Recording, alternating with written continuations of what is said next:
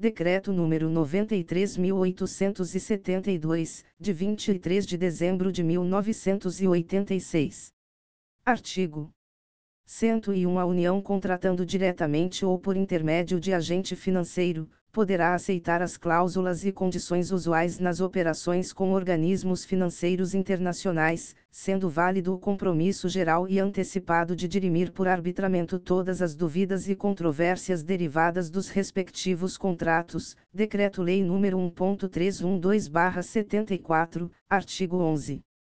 Artigo 102. O pagamento nos respectivos vencimentos, dos débitos decorrentes de compromissos em moeda estrangeira, que contarem ou não com a garantia da União, por fiança ou aval, outorgada diretamente ou concedida por intermédio de instituição financeira oficial, terá prioridade absoluta nos cronogramas financeiros de desembolso dos órgãos da administração federal centralizada, das entidades de administração descentralizada e suas subsidiárias e das demais entidades sob controle acionário direto ou indireto da União ou de suas autarquias, bem como das fundações instituídas ou mantidas pelo poder público, que hajam assumido tais compromissos. Decreto-Lei nº 1.928/82, artigo 1º, com a redação dada pelo Decreto-Lei nº 2.169/84.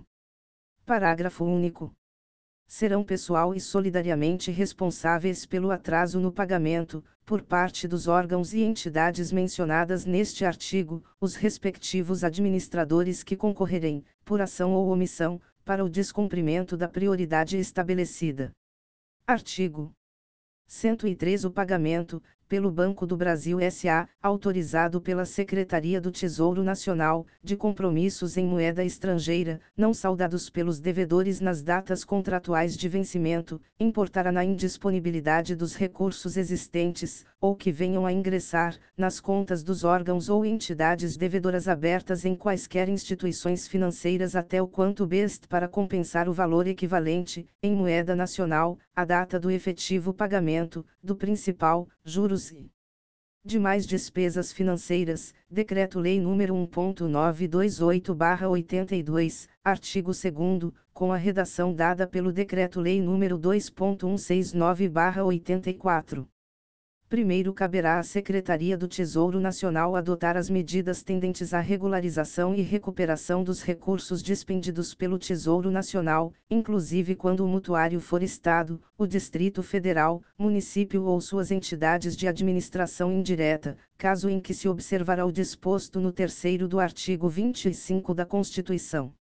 Segundo, caberá ao Banco do Brasil S.A., na data em que efetuar o pagamento: a. Comunicar o fato ao Banco Central do Brasil. b. Notificar o órgão ou entidade devedora para, no prazo de 30 dias, efetuar o ressarcimento. Terceiro, caberá ao Banco Central do Brasil: a. Expedir às instituições financeiras as ordens necessárias à execução do disposto neste artigo. b. Promover incontinenti a transferência dos recursos tornados indisponíveis, até o montante suficiente para a liquidação do débito. Quarto, caso o órgão ou entidade devedora não efetuar a liquidação do débito no prazo fixado na notificação a que se refere a alínea B do segundo, será automaticamente debitada pela multa de 10%, sobre o saldo do principal e acessórios. Quinto, os pagamentos ou créditos para amortização do débito serão imputados na seguinte ordem: a. Na multa. b. Nos juros a despesas financeiras. c. No principal.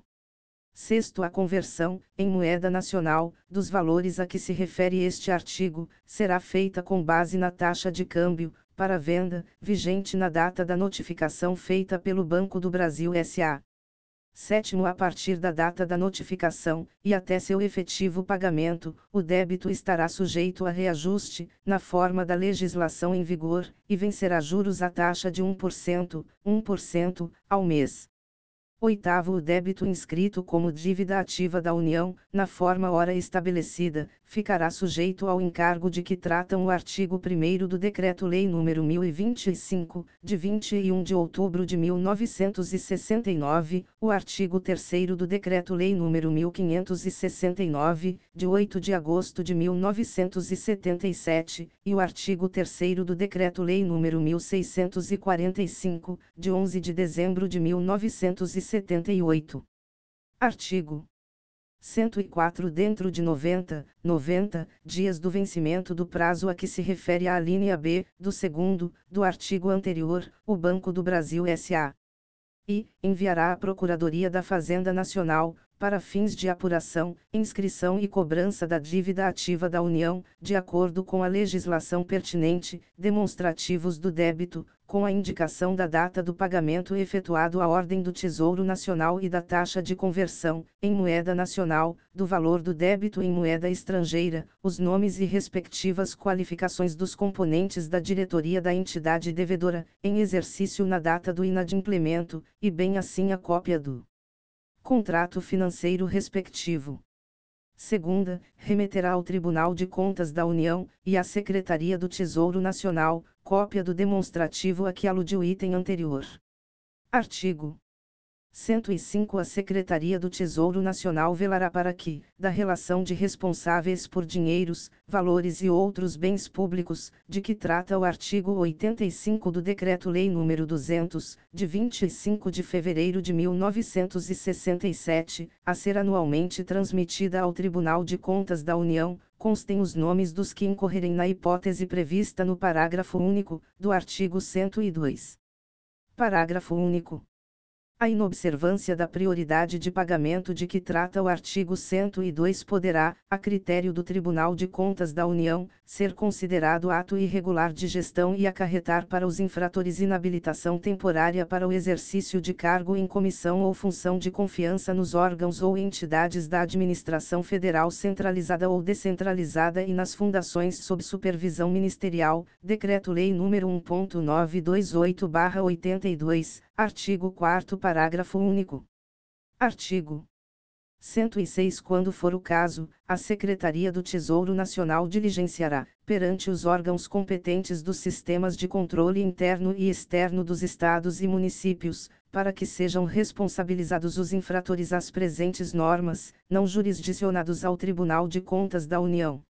Seção 13. Operações de arrendamento mercantil.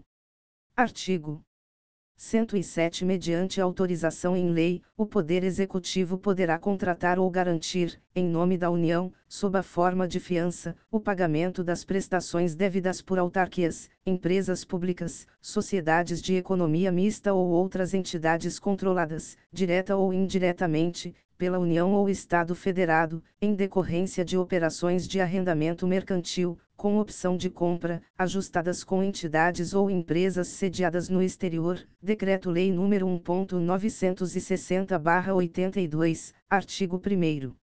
Artigo 108. As operações a que se refere o artigo anterior só serão realizadas se satisfizerem aos seguintes requisitos: e tenha por objeto bem destinado a assegurar ou contribuir para a execução de projeto ou programa de desenvolvimento ou de interesse público relevante.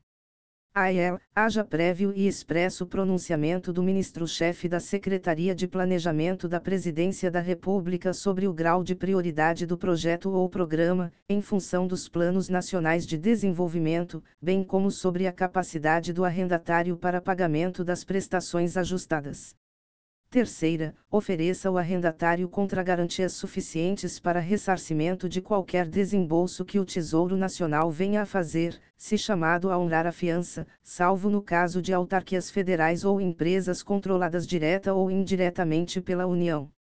Quarta, não contenha o contrato qualquer cláusula a. de natureza política, b. atentatória à soberania nacional ou à ordem pública, c. contrária à Constituição e às leis brasileiras, bem assim aos interesses da política econômico-financeira, a juízo do Ministro da Fazenda. V. Inclua o contrato cláusula estipulando que os litígios dele decorrentes serão resolvidos perante o foro brasileiro ou submetidos à arbitragem. Parágrafo único. Observado o disposto nos itens 4º e v, poderão ser aceitas, nos contratos respectivos, as cláusulas e condições usuais nas operações de leasing internacional, desde que compatíveis com as normas ora estabelecidas. Artigo 109. As operações de que se trata serão autorizadas, em cada caso, pelo Ministro da Fazenda, à vista de parecer prévio da Procuradoria-Geral da Fazenda Nacional quanto à legalidade da operação. Artigo 110. A efetivação de garantia, em nome da União, para as operações de arrendamento mercantil, fica sujeita à remuneração nos limites fixados pelo Conselho Monetário Nacional, Decreto-Lei nº 1.960/82, artigo 5º. Artigo 111. Na hipótese de inadimplência do afiançado observar-se-ão as normas estabelecidas para o ressarcimento de desembolsos decorrentes de avais ou fianças em operações de crédito externas. Seção 14. Papel moeda.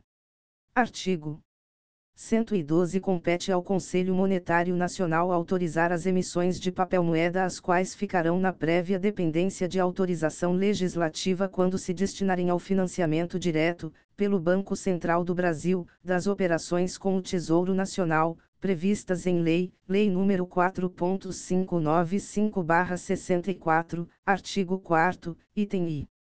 Primeiro, o Conselho Monetário Nacional pode, ainda, autorizar o Banco Central do Brasil a emitir, anualmente, até o limite de 10%, dos meios de pagamentos existentes em 31 de dezembro do ano anterior, para atender às exigências das atividades produtivas e da circulação da riqueza do país, devendo, porém, solicitar autorização do Poder Legislativo, mediante mensagem do Presidente da República, para as emissões que, justificadamente, se tornarem necessárias além daquele limite.